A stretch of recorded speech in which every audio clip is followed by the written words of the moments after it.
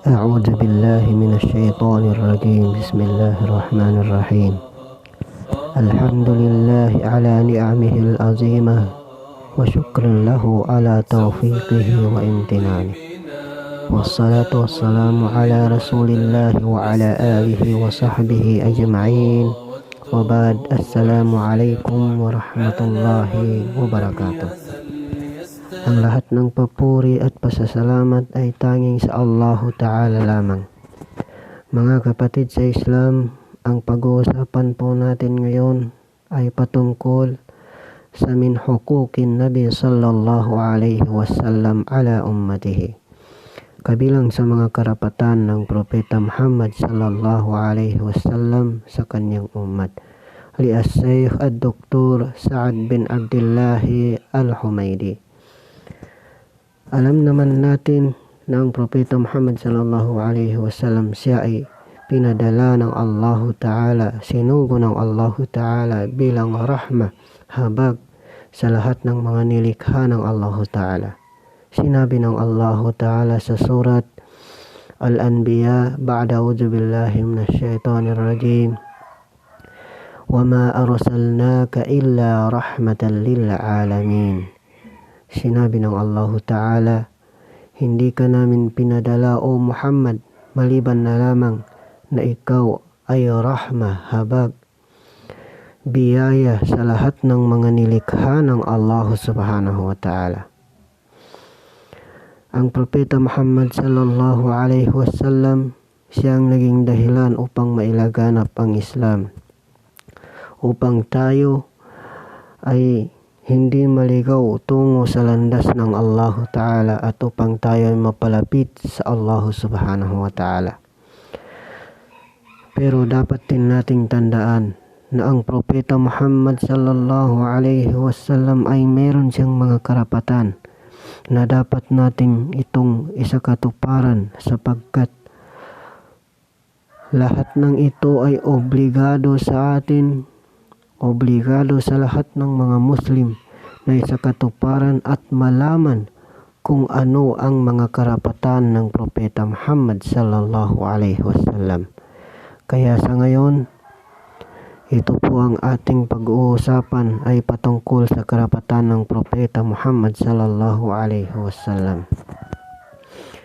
Min hukukin Nabi sallallahu alaihi wasallam, kabilang sa karapatan ng Propeta Muhammad sallallahu alaihi wasallam, una, al-imanu sadiqu bihi, tunay na paniniwala kay Propeta Muhammad sallallahu alaihi wasallam.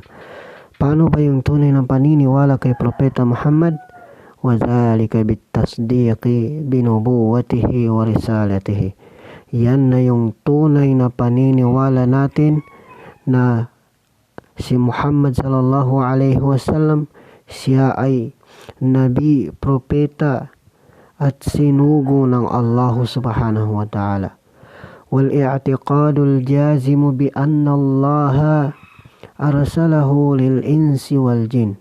At ang i'tiqad natin, paninindigan natin, ay pinong-pino at walang halong pag-aalinlangan na katotohanan ng Allah Ta'ala ay sinugo niya ang Propeta Muhammad sallallahu alaihi wasallam lil insi wal jin, sa mga tao at mga jin.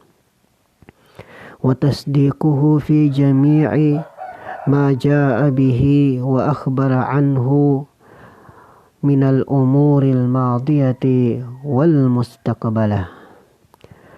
At tunay na paniniwala natin sa lahat ng mga inihayag at inikwento ng Propeta Muhammad sallallahu alaihi wasallam mula sa mga pangyayaring nangyayari na noon at mangyayari pa lang at hindi pa nangyari. Yan ang isa sa karapatan ng Propeta Muhammad, tunay na paniniwala kay Propeta Muhammad sallallahu alaihi wasallam.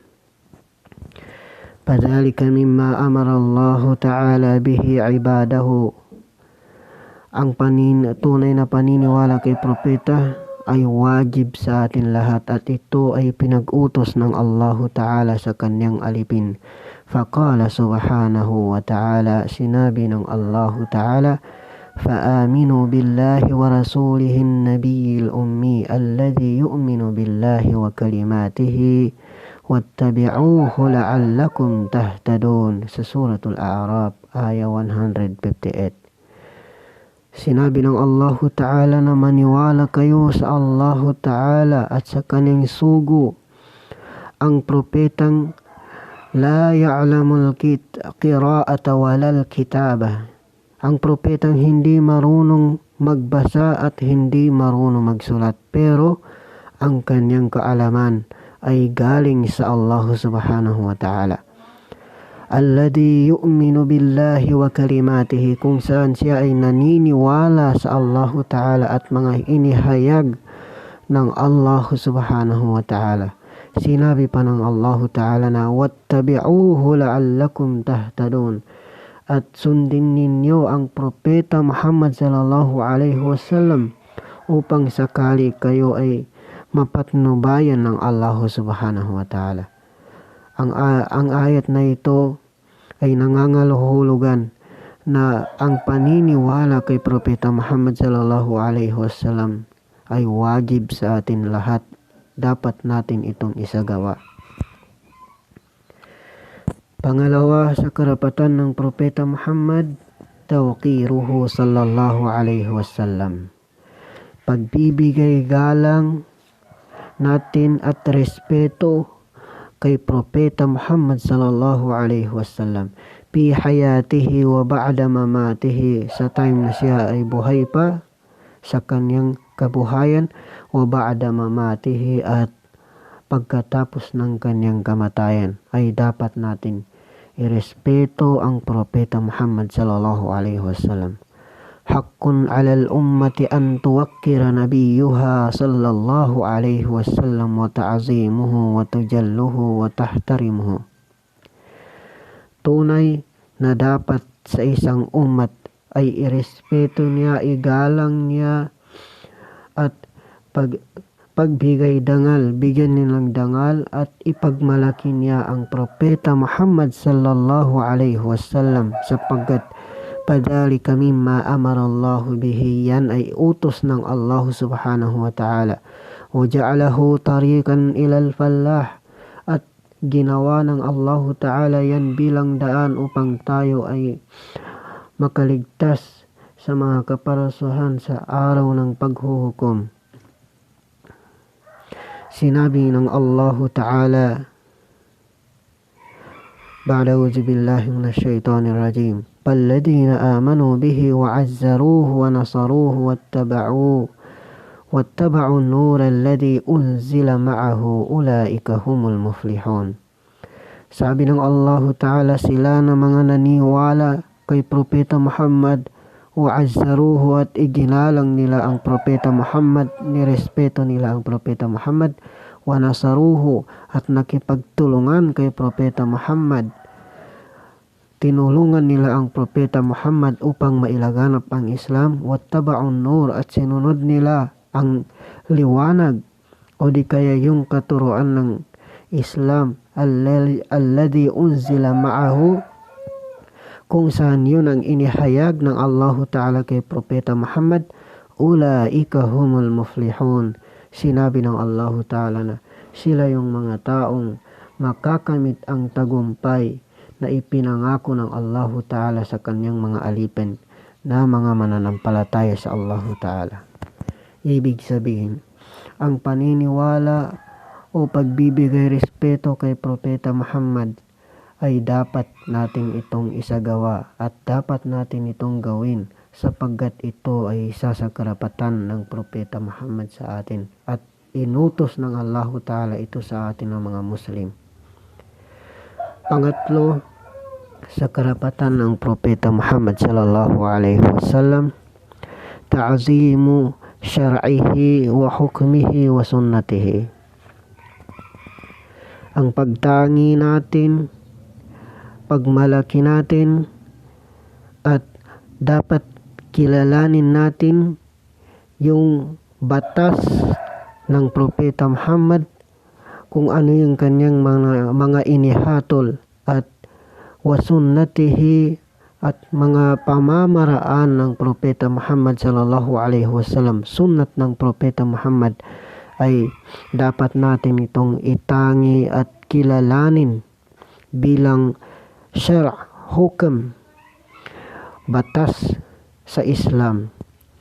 Sinabi ng Allah Ta'ala, فَلَا وَرَبِّكَ لَا يُؤْمِنُونَ حَتَّى يُحَكِّمُوكَ فِي مَا شَجَرَ بَيْنَهُمْ ثُمَّ لَا يَجِدُوا فِي أَنفُسِهِمْ حَرَجًا مِمَّا قَضَيْتَ وَيُسَلِّمُوا تَسْلِيمًا. Sinabi ng Allah Ta'ala, isinumpa ng Allah Ta'ala mismo, sabi ng Allah Ta'ala, sumpa man na hindi sila tunay na naniniwala hanggat hindi nila gawin na batas, o di kaya hanggat hindi nila gawing tagapaghatol, hindi ka nila gawing tagapaghatol fima shajara bainahum, sa kanilang mga hidwaan, summa la yajidu fi anfusihim, at hanggang sa wala kang makikitang bahid ng pagtutol sa kanilang puso sa lahat ng iyong mga inihatol, sabi ng Allah Ta'ala, wa yusallimu taslima, at ito ay kanilang tunay na tinatalima ng buong pagtalima. Sa Suratun Nisa, idha hakamuka fi amrin min al-umuri fa'alayhim ay yuti'uka. Ibig sabihin nito, kapag ikaw ay naghatol, naghukom, fi amrin min al-umur, sa mga pangyayari, fa'alayhim ay yuti'uka, nararapat sa iyo, sabi ng Allah Ta'ala, na sundin mo. Ito yung tafsir ng ayat na ito. Sundin nila yung mga hukom, o di kaya inihatol mo, sabi ng Allah Ta'ala, fi bawatinihim, sa kanilang mga puso, pala yajidu fi anfusihim haraj mimma hakamta, at dapat ay walang makikitang bahid ng pagtutol sa kanilang sarili sa lahat ng iyong mga inihukom. Wayang kaduna lahu fi zahir, at yun na yung magiging paninindigan nila fi zahir, sa kanila, payusallimu lidhalika tasliman kulliya, at yan ay kanilang tinatalima ng buong pagtalima, min ghairi mumana'a, nang walang pagtutol, wala mudafa'a, at walang pagsaway, wala munaza'a, at walang pag-aalinlangan. Ibig sabihin, ang pagtalima natin sa hukuman ng Propeta Muhammad ay nararapat, at ito ay kanyang karapatan, at ito ay utos ng Allah Ta'ala sa atin na talimain, tanggapin ang mga hukum, kung ano yung batas ng Islam na dapat natin itong talimain, o di kaya tanggapin. Pang-apat sa karapatan ng Propeta Muhammad na dapat nating isagawa, mahabbatuhu aksara min ghairihi minal khalqi. Ang pagmamahal sa Propeta Muhammad ay mas higit marami kaysa sa iba, sa mga ginawa ng Allah Ta'ala. Pamahabbatun Nabi sallallahu alaihi wasallam la tuwaziha mahabbatu makhluqin ayyakanin, sapagkat ang pagmamahal sa kanya, kay Propeta Muhammad, ay walang katulad sa kung sino mang makhluk nilikha ng Allah subhanahu wa ta'ala. Lianna mahabbatan Nabi sallallahu alaihi wasallam ibadatun wa ta'atun yataqarrabu bihal muslimu ilallahi azza wa jalla. Sapagkat ang pagmamahal kay Propeta Muhammad sallallahu alaihi wasallam ay pananampalataya at paniniwala, kung saan yung ang nagiging dahilan upang tayo ay mapalapit ang isang taong Muslim sa Allah subhanahu wa ta'ala. وهي أصل عظيم من الأصول الدين ودعامة أساسية من دعائم الإسلام. Kung saan yan ang asal min usuliddin at yan ang foundation min da'aimil Islam, yung pagmamahal kay Propeta Muhammad sallallahu alaihi wasallam. Kama qala ta'ala, katulad ng sinabi ng Allah subhanahu wa ta'ala, an-nabiyyu awla bil mu'minina min anfusihim, sa suratul Ahzab. Sinabi ng Allah ta'ala, ang propeta ay mas higit na malapit sa mga taong Muslim o di kaya mga taong mu'min kaysa sa kanilang mga sarili. Ang ibig sabihin nito, ang pagmamahal natin kay Propeta Muhammad sallallahu alaihi wasallam ay dapat sa ating mga Muslim ay mas higitan natin ang pagmamahal natin kaysa sa ibang tao. Pamahabbatuhu sallallahu alaihi wasallam awla min mahabbatin nafs. Ang pagmamahal kay Propeta Muhammad ay mas higit kaysa sa pagmamahal sa sarili, wal mal, at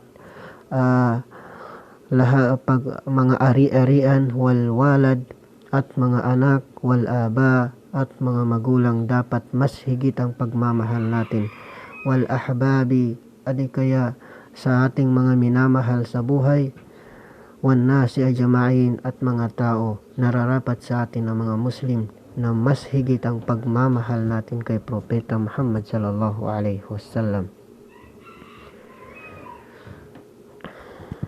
Sapagkat ang pagmamahal kay Propeta Muhammad sallallahu alaihi wasallam, sinabi ng Propeta Muhammad sallallahu alaihi wasallam sa hadis na galing kay Anas bin Malik, la yu'minu ahadukum hatta akuna ahabba ilayhi min walidihi wa waladihi wan nasi ajma'in. Hindi ganap, hindi tunay na naniniwala ang isa sa inyo hanggat hindi niya ako mahalin ng mas higit pa sa pagmamahal niya sa kanyang magulang, kanyang anak, at kanyang mga tao, ajma'in, lahat-lahat. Ano yung halimbawa nito? Kapag gumawa ng pagsalungat ang iyong mga magulang o di kaya yung mga anak o di kaya yung mahal mo sa buhay, ano yung dapat mong piliin? Mas dapat mong piliin yung kautusan ng Propeta Muhammad kaysa sa iyong mga magulang na sumuway doon sa mga utos ng Islam, utos ng Propeta Muhammad sallallahu alaihi wasallam. Ang pagmamahal kay Propeta, yan ay kanyang karapatan, ay inutos ng Allah Ta'ala sa atin. Panglima sa karapatan ng Propeta Muhammad sallallahu alaihi wasallam, kasratus salati wassalami alaihi. Ang pagdami ng pagsalawat, kay Propeta Muhammad sallallahu alaihi wasallam. Pamin haqqin Nabi sallallahu alaihi wasallam alaina, kabilang sa karapatan ng Propeta sa atin, an nusalli wa nusallim alaihi, ay ang pagsalawat natin kay Propeta Muhammad, katulad ng sallallahu alaihi wasallam. Kapag marinig natin ang pangalan ng Propeta, dapat natin siyang salawatan ng sallallahu alaihi wasallam.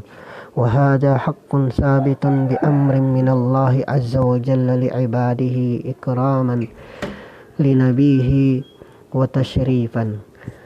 Lahat ng yun ay inutos ng Allah subhanahu wa ta'ala sa kanyang alipin bilang pagbibigay galang sa Propeta Muhammad sallallahu alaihi wasallam at pagdadakila kay Propeta Muhammad sallallahu alaihi wasallam. Sinabi ng Allah Ta'ala, inna Allah wa malaikatahu yusalluna ala nabi ya ayyuhalladhina amanu sallu alaihi wa sallimu taslima. Sinabi ng Allah Ta'ala sa ayat na ito, mismo ang Allah Ta'ala at kanyang mga malaikat, sila mismo yung naunang magsalawat kay Propeta Muhammad sallallahu alaihi wasallam. Sinabi ng Allah Ta'ala, ya ayyuhalladhina amanu sallu alaihi wa sallimu taslima. Salawatan ninyo ang Propeta Muhammad sallallahu alaihi wasallam. Sinabi ng Allah Ta'ala sa isang hadis ni Ibnu Abdullah Ibnu Umar bin al-As radhiyallahu anhuma annahu sami'a Rasulullah sallallahu alaihi wasallam, katotohanan na narinig niya ang Propeta Muhammad sallallahu alaihi wasallam yaqulu, ang kaniyang sinasabi patungkol sa pagsalawat kay Propeta Muhammad sallallahu alaihi wasallam. Sinabi niya, man salla alayya salatan sallallahu alaihi biha asyara. Sino man, sabi ng Propeta Muhammad, ang magsalawat sa akin kapag marinig niya yung pangalan ko at sinalawatan niya ako, sallallahu alaihi biha asyara, ay sasalawatan din siya ng Allahu Ta'ala ng 10 beses. Isang beses na pagsalawat mo kay Propeta Muhammad, ang sinabi ng Propeta Muhammad na sasalawatan kanya ng 10 beses. Pangalawa sa hadis na galing kay Ibnu Mas'ud anna Rasul sallallahu alaihi wasallam, katotohanan ng Rasul sallallahu alaihi wasallam, kaning sinabi, awlan nasi bi yawmal qiyamati aksaruhum alayya salatan, ang pinakamalapit, sabi ng Propeta Muhammad, ng mga tao sa akin yawmal qiyamah, sa araw ng paghuhukom, aksaruhum alayya salatan, yung pinakamarami sa kanila ang pagsalawat sa akin, sabi ng Propeta Muhammad sallallahu alaihi wasallam. Wa nas'alullah an nakuna minhum. Ang pang-anim sa karapatan ng Propeta Muhammad sallallahu alaihi wasallam, ta'atuhu wa itba'uhu, ang paniniwala at pagsunod kay Propeta Muhammad sallallahu alaihi wasallam. Haqqun 'alal ummati an tuti'a nabiyyuha sallallahu alaihi wasallam wa la tu'siha. Tunay na dapat sa isang ummat ay paniwalaan niya ang Propeta Muhammad sallallahu alaihi wasallam, wa la tu'sihi, at hindi niya ito suwayin. Kailanman ay hindi niya dapat ito suwayin. Wala tu'asihi, ang ibig sabihin nun, an tatamassala ma amara bi fi'alihi, gawin mo ang lahat ng iyong makakaya na magawa kung ano yung mga inutos ng Propeta Muhammad sallallahu alaihi wasallam, wa tajtanibu ma naha an fi'alihi, at iwasan mo sa abot ng iyong makakaya kung ano man ang pinagbawal ng Propeta Muhammad sallallahu alaihi wasallam. Pahuwal muballagu anillahi rabbil alamin, lahat ng yun ay darating sa Allah subhanahu wa ta'ala. Fata'atuhu dinun wa itba'uhu syari'ah, ang paniniwala at pagsunod kay Propeta Muhammad sallallahu alaihi wasallam, yan ay din, relihiyon at syariah, hukom ng Allah subhanahu wa ta'ala sa atin.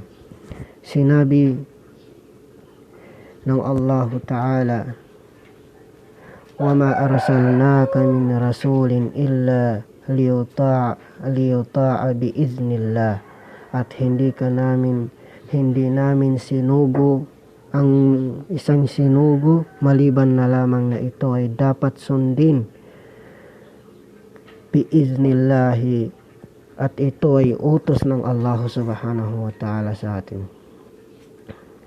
Wa ta'atun nabi sallallahu alaihi wasallam, ang pagsunod, paniniwala kay Propeta Muhammad, ta'atullahi, para mo na rin sinunod ang Allah subhanahu wa ta'ala.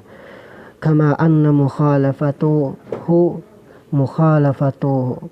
li amrillah, katulad din ng kung sinuway mo ang Propeta Muhammad ay para mo na rin sinuway ang Allah subhanahu wa ta'ala, utos ng Allah subhanahu wa ta'ala. Sinabi ng Allah ta'ala, wa may yuti'ir rasula faqad ata'a Allah. Sino man ang pinaniwalaan niya, sinunod niya ang Propeta Muhammad, katotohanan na faqad ata'a Allah, ang sinunod niya, ang pinaniwalaan niya ang Allah subhanahu wa ta'ala. وقد أمر الله تعالى بطاعة نبيه في أموره ونهيه في أمره ونهيه فقال عز وجل. Katotohanan, ang pagsunod sa Allah Ta'ala, pagsunod kay Propeta Muhammad ay inutos ng Allah Ta'ala. Inutos ng Allah Ta'ala ang pagsunod sa kanyang nabi, propeta, fi amrihi wa nahyihi, kung ano man ang pinag-utos ng propeta at kung ano man ang kanyang ipinagbawal ay dapat sundin ng isang tao. Pakala ta'ala, sinabi ng Allah Ta'ala, wa ma atakumur rasul fakhuzuhu wa ma nahakum anhu fantahu wattaqullaha innallaha syadidul iqab. Kung ano man ang inihayag ng propeta Muhammad sallallahu alaihi wasallam, kung ano man ang hinihayag ng propeta, fakhuzuhu, yun ang inyong kunin, gawin. Wa ma nahakum anhu pantahu, at kung ano man ang kanyang pinagbawal ay dapat ninyong iwasan. Wattaqullaha, katakutan ninyo, sabi ng Allah Ta'ala, ang Allah Ta'ala, innallaha syadidul iqab, sapagkat katotohanan ng Allah Ta'ala ay syadidul iqab, napakahirap ng kanyang mga kaparusahan. Yan po ang ilan sa mga karapatan ng Propeta Muhammad sallallahu alaihi wasallam. At ang lahat ng mga karapatan na ito ay dapat po natin isagawa sapagkat ito ay mas'uliyah sa atin lahat. At obligado ang bawat isang Muslim sa atin na sundin at paniwalaan at isagawa, isakatuparan kung ano yung mga karapatan ng Propeta Muhammad sallallahu alaihi wasallam. Nas'alullah ta'ala an yaj'alana minal faizin wa an yaj'alana minal muflihin wa an yaj'alana man ataba'a nabihi al-amin. Allahumma ja'alna minal qa'imina bihaqqihi al-mutamakkinina bisunnatihi